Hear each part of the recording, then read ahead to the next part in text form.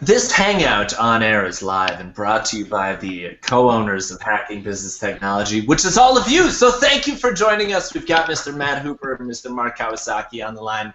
Welcome to another exciting episode. Welcome, gentlemen. Hello. What's up?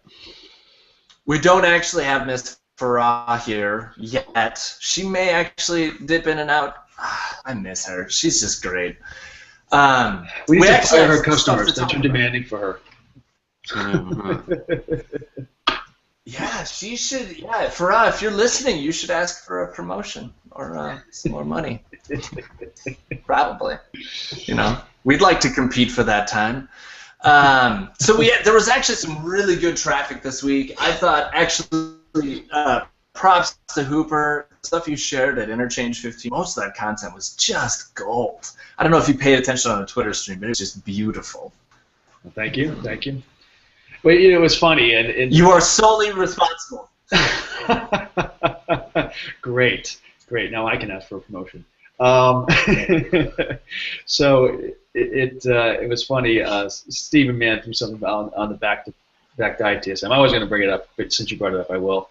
And he was kind of saying, you know, vendors do get a little bit like kind of noisy, and you know, I don't necessarily agree with him, but I don't necessarily disagree with him either. Vendors can get noisy, and even, you know, I think and I met the guy who's doing our Twitter handle at Landesk, and I think he's doing a pretty good job. He's engaging, right? And so this is kind of my point. Is like, you know, sometimes being engaging and being present is noisy. Yeah. So like, you know, I don't appreciate the vendors who are just stale, like our new blog, our new press release, right? That to me is not valuable content. That's what their blog page is for. That's what their events page is for. So I don't know.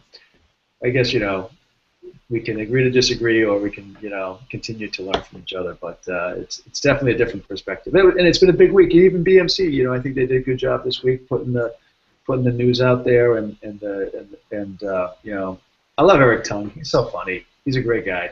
Yeah, he really does the coolest pictures at parties. He's got some kind of camera that puts them in like a little bubbles, and he was going around at the Remedy 9 launch with that camera. So he one-upped us at Landesk. We didn't have a bubble camera. With 360. That's a gimmick. You're right. It's all gimmicks. It really is. So the BMC thing, if you didn't know it, version 9 was announced. They actually, if you've ever been a part of their partner network or part of their integration network, it was announced pretty far and wide with some pre-written LinkedIn posts that you could copy and paste and all kinds of stuff. You know, the usual stuff that just happens as part of releases. I mean, it should be the usual stuff. Here's where you go for information about products. And you know, I thought was really interesting. The problem is the look and feel now. It's like, so Landesk just launched Workspaces and Remedy 9 just launched. Less is more. Mm-hmm. You know, these new service management tools are not going to be form fields and all. They're going to be drilled down analytic buttons that are going to help you to tweak and do. So you're going to push the lever, and your speedometer is going to go like this. I hope you're right. I don't know. It's coming together pretty well. It's some of it's smoke and mirrors, though. I mean, the UI itself can look simple when it's actually quite messy. And it comes down to organizations being able to adopt the new stuff. I mean, even in the ServiceNow platform, the social feed, that just didn't. Great feature. Didn't have widespread adoption. People weren't ready for it. They weren't wrong. They were just early. Well, thank you, Patrick Culture. With ServiceNow, you need. No, that was Chris Bancy. No, Patrick always says, "You're not wrong." Yeah, but Chris always says, "I wasn't wrong. I was early." With any communication tool, you need a method to engage people and bring people into it. And if you don't have that mentions, you might as well not have it. That's the thing. I'm not going to go out and look at a board to see if there's any messages for me with no notifications. I mean, that's what the industry is talking about right now, right? The new platform is notifications. It's pushes. It's not pull, right? It's modern. It's what we've always expected. Joel actually has a great post about this. I put it in the show notes. It's the first link down below. He talks about how and it kind of ties in because when you think about product features and platform features, you need to be flexible enough to fit anything, but your technology needs to be modern enough so that people don't really have to train on it, so that adoption can be so much better. And I think his point was more focused on specifically process, that we go into something with best practices around what fits into 80% of the box, but what we need to manage to is that 20% of exceptions or 20% of super hard work, that sort of thing. And I think like that basically defines the problem that I have with ITIL, is that it tries to put everything into a box, and when we look at the form structure, that's how we got to this spot with too many fields, dude. Seriously, too many fields. Yeah, and that's Joe's big thing. Why he's so big on ISO, because ISO is not going to tell you all this stuff. It's saying, here's how you define it, and here's how you're going to measure it. Right? So if you know if it's not working, you'll know it's not working, and then where you can start to make the tweaks and tunes. Right? Yeah. I love hearing the ISO guys talk. That's interesting that you have that observation about him. I always label ISO people too. Charles Betts is another one. Yeah. John Jasinski. You label them as what? ISO guys, or yeah. I don't know how to explain it, but they're on a higher plane than ITIL. Yeah. I don't know how to say that better, but it's more like more mature. They see the light in other frameworks. They see the light in things that are not born of ITIL, I guess. They're truly focused on outcomes. It's the business value measurement, not the process measurement. Like if you think of ITIL and you go through the training, it's like, here's how you determine if your process is effective, right? Well, what about your organization? What if they're just ineffective? I'm not sure though. I mean, sometimes things progress to a point where they can't be measured. I mean, what we're talking about, right?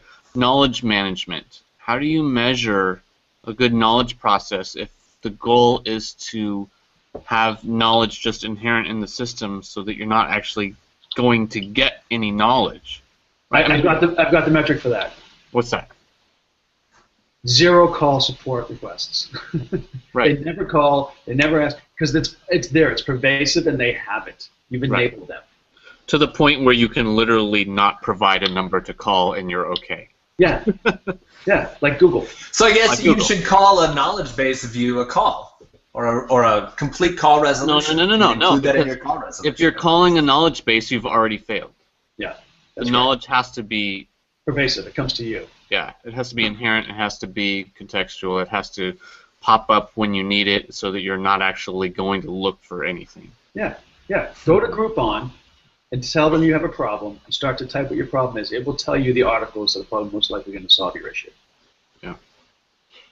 Or even just, I mean, as soon as you create a status page for your applications to show which ones are up or down, you've already failed, because you've got to go to that status page. You should be able to go to the app, and right on the page you're expecting to log in, you see that it's down. It tells you that it's down, so that you're not like, maybe no one knows if it's down. I better call somewhere, right? Yeah.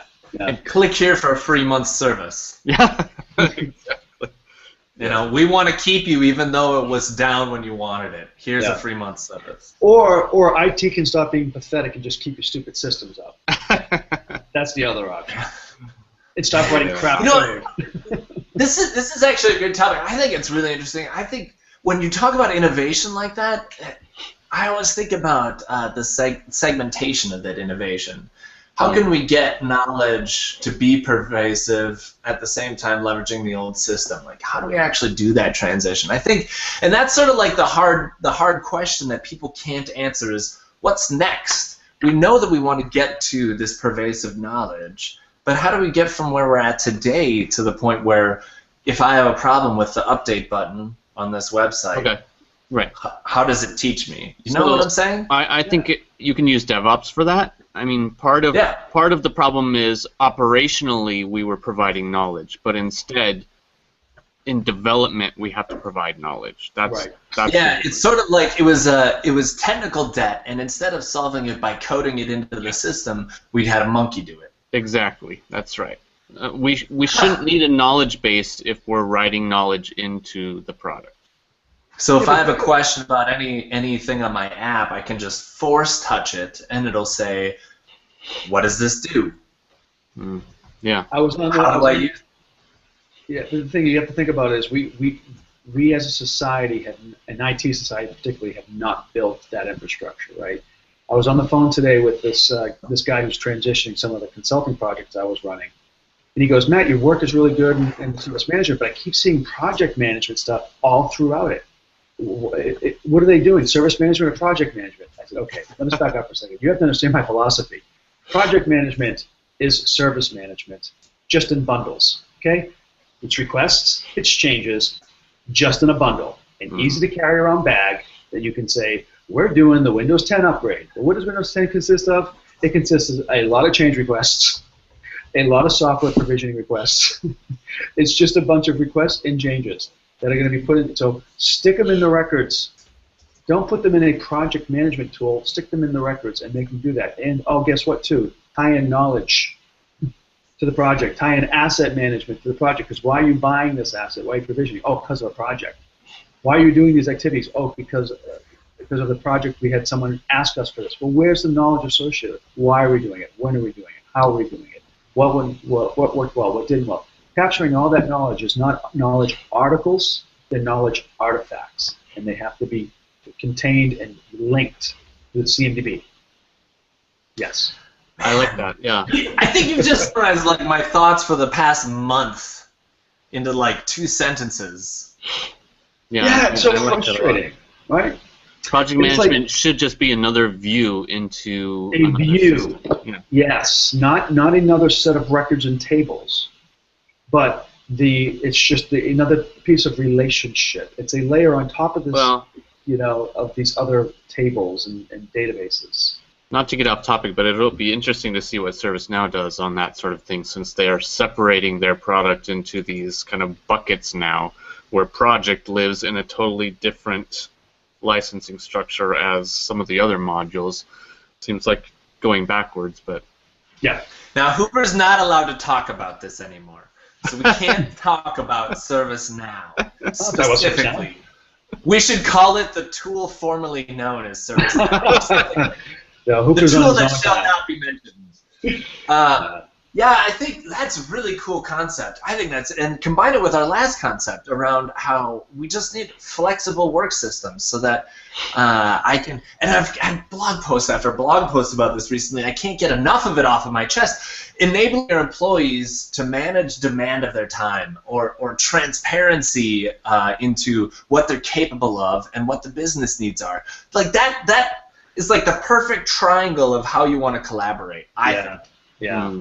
If you see me at a conference and you shoot this gang sign, I will know exactly what you're talking about. Collaboration. Wow. Yeah. How's the pinky go? You know what's funny too is I used to say to people, going back to the software development lifecycle, it's like we'd sit down with business users and we'd say, okay, what are your requirements? We'd gather all the requirements, and then we'd start putting them all into a requirements database. And then we start coding. And then we start going to the point of like doing some performance and regression testing. We go back to them and say, okay, how do we validate we've met your requirements? We ask them the 15 questions all over again, speed and performance, and then we build out the application through test, and then we release it into production. And the production guys want to build an SLA around it. What do? They go back to those business users all over again and say, what do you do here? Why do you do? It's like, these tools. This has been an issue for 30 years, whatever years. Of integrating that streamline of one thing, knowledge. The whole platform is knowledge. It's not knowledge articles. It's contextualized artifacts. Mm-hmm. And then it doesn't matter, like Slack and all this other stuff, it doesn't matter the tool or the interface. It's how you containerize it into the collaboration pieces you need to make decisions. Right? Yeah, but what about the money piece? I mean, if you don't have... You can't ask everyone to collaborate if they don't have the time to collaborate. No, I don't. I don't want to ask everybody to collaborate. I want the system, like you said, to have @mentions and hashtags so that I can subscribe to things that I'm interested in so that I can be more efficient by being aware. Mm-hmm. So I'm not asking people to do more. I'm asking people to do smarter. Well, let me give an example. So, like this month, I'm working on a lot of shadow IT stuff. So there's a group on campus that was moving in their own direction. I think because they got some business needs to do that, and IT sucks and they can't get it done. Yeah, they couldn't get it done. So they ended up with I counted 20 public-facing applications running on Amazon. Database servers, regular servers. We're talking Drupal, Rails. 4 or 5 different platforms. Okay? You should fire your IT and hire those guys. I know, right? Because they can get stuff done. They're not shadow IT, they're rocking IT. They got so much done. It was crazy. And so now they're like, can someone help us manage this? And IT's like, whoa. Well, that's the thing, right? Because that's the collaboration breakdown. Now, let's take a step back and say, if IT said, no, we have to build that for you. Instead, they said, hey, listen, we know we can't build it for you. We don't have time, skills, priority. But if you're going to build it yourself, just follow these guidelines so that when you're done with it, we can help support you. Okay? Right. And let us be involved. Bring people to the table and say, look, I've got 2 resources. Go sit on that project. Full time, baby. Yeah. Be a business analyst full time. Give it to a service desk agent. Cheap resource. Part of the problem was they reached out to one development group who was willing to do some work kind of on the side for them, not using their own standards because they didn't think that they would have to maintain it. This is my worst nightmare, dude. You are explaining my worst nightmare. You want to take my job? I'm responsible for helping clean all this up. So. Awesome. Good for you. Hey, it's job security. Yeah, I guess so. It really is. You are employed for the rest of your life, dude. That is a lifetime of work, what you have just described. Yeah. Well, it is exciting though to see groups going out and just getting stuff done, But and I don't want to be a hard ass about it. I don't want to say, okay, we've got to bring all your servers back in from Amazon. It also gives me an opportunity to say to the other groups, okay, here you've got to figure out what to do. But why do they need to bring them all back from Amazon? They don't. That's what I'm going to try to convince them is, okay, you're not used to doing this, but if you want to be an agile systems team, you got to figure out how to do more than you're doing. Right. It's time for a transformation, Mark. Time for a transformation. Yeah. DevOps transformation. That's it. So and if you don't do it, you're going to stay in the same old warehouse without automation for years until the ceiling crumbles in on you. See, but this is that old warehouse. Mark is hitting on the point that I'm going to be speaking at Gartner in June, right? Is those guys were agile, but it wasn't sustainable agile. Right. Yep. You need a platform of operational excellence where people actually will, we connect to Amazon, well, that requires a private key. Well, we're going to store that private key for us to get connection to that so we don't lose access to our instance. Yeah. So this is the classic ITSM to DevOps transformation. Like, this is the story. Yes. You have to document this, Kawasaki, because millions of consultants the world over will read it a million times. It's amazing, though, how many... I mean, they needed to go through a lot to get enabled enough to do that. I mean, they had to request DNS addresses. So they're actually working with all these different IT groups to get some of this stuff done, but no one wants to do it in a way that's sustainable, like you're saying, Matt. So what you have right now is you don't have DevOps, you have UseOps. Or no, I'm sorry, you have dev user or user dev or something like that. And what you need to do is get those users that are filling that dev role right now into operations. Help them understand how they need to support it. Well, and then bring them on. Yeah, I also think what DevOps could have done is, a sustainable model means that IT is truly enabled within the business. They're enabled to a point. They're technically capable, but they have their threshold where it goes beyond what they can do. So, I mean, I'm trying to bring disparate groups together now, but it would have been nice if there was someone kind of embedded within that business unit. But that's why. But it also starts with education. Right? Yeah. It starts with saying a strategy that we are going to accept user-based development and business IT, or AKA shadow IT. Mm-hmm. And we're going. This is where we're going. So what can we do now? Build a model for enabling that.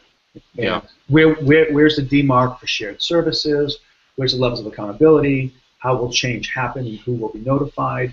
And and then educating them, say, listen, I know it seems awesome that you can just jump in there and change code, but what happens when you are gone? Or what happens when you want to someday just take 5 hours to yourself? Well, still, I think part of it may be a money problem, though. I mean, if the business wants to do fancy, strategic things that require technology, they have to accept the fact that it requires more money than they can do it by throwing it out there. Mm-hmm. And at the same time, if IT wants to be valuable in an ongoing way to the business, they have to communicate better, and they have to understand that they have to work on more than what they've been told to work on. Yeah, but you have to remember, though, too, is service management has scope. Mm-hmm. There will be services done that are unmanaged. So some things just stay unmanaged services. Yeah. And if it starts falling apart and breaking down, you go, well, you're in the unmanaged services group. If you want, to manage those services, then you should kind of come over here and follow the way that we do it, right? There really is a cool name. There's a pervasive attitude, though, that so many people have, even within IT, that you can develop an application, and as long as you don't make changes, it won't break. Right. Which is crazy. I mean, that's just insane. They've never rolled WordPress, then. They're all too young to know what Y2K was, so... Man, okay, so this is one of the reasons that I really like DevOps, is for this specific purpose, and I hope my internet isn't slowing down. God, it just makes me freak out when I see my picture pixelate now since last week. So one of the things that I like about it is that they embrace the fact that you need automation technology to make this leap, to get to that point. Because if your cycle looks like build at the top and then down here is deploy, and then there's an arrow back up to build, you have to have this production support framework in place already, because otherwise you're taking off without a runway. Mm-hmm. And that automation isn't just roll code forward. It's got disaster recovery built into it. It's got event monitoring built into it. It's got all the other key things that automatically turn on so you can roll back. Okay, so it's not easy.